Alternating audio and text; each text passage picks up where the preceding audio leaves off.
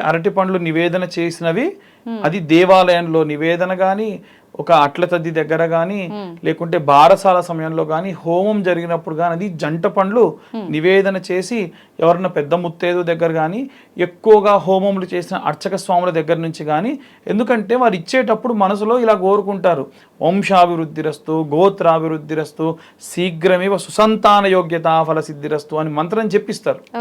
ఆ ఇచ్చినటువంటి ఆ ఫలము తీసుకోవడం, అందుకే వారు చెప్పేటప్పుడు కూడా పూర్ణ ఫలం ఇది, పూర్ణ ఫలమాదాయ అని చెప్పిస్తారు.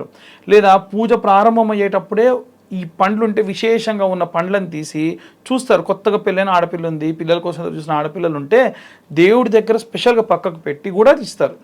ఈ కారణం ఏంటిది అని అంటే, మనకి స్పెషల్గా ఒక పండు పక్కకు పెట్టి వారికి పూజ అంతా పూర్తయిన తర్వాతకి కొబ్బరికాయతో పాటు ఇవ్వాలి. అలా ఇస్తే పూర్ణ ఫలము అని అంటారు. అందుకే పూర్ణ ఫలం ఇది, పూర్ణ ఫలం ఆదాయ అని చెప్పి వారు ఏ దీవెనలు ఇవ్వాలి ఆ దీవెనలు ఇచ్చిస్తారు. దానివల్ల విశేషమైనటువంటివి ఖచ్చితంగా వారికి కలుగుతాయి. ఇప్పుడు సాధారణంగా మనం మార్కెట్ నుంచి తీసుకొచ్చుకున్నప్పుడు ఇలా మీరు చెప్పినట్టుగా అంటే కొత్తగా పెళ్ళైన వాళ్ళు, గర్భవతులు ఇలా అని కాకుండా ఎవరైనా కూడా తినాలంటే ఆలోచిస్తారు. తినొచ్చు, వాడికి ప్రాబ్లం ఏమి ఉండదా? ఓకే ఓకే, చాలా తీసి పక్కన పెట్టేస్తుంటారు. ఇట్లా జంట వచ్చినాయి అనగానే దాన్ని విడదీయకూడదు, తినొచ్చో లేదో ఇలాంటి సందేహాలు చాలా ఉంటాయి. తినడం వల్ల అయితే ఇబ్బంది ఏమి ఉండదు.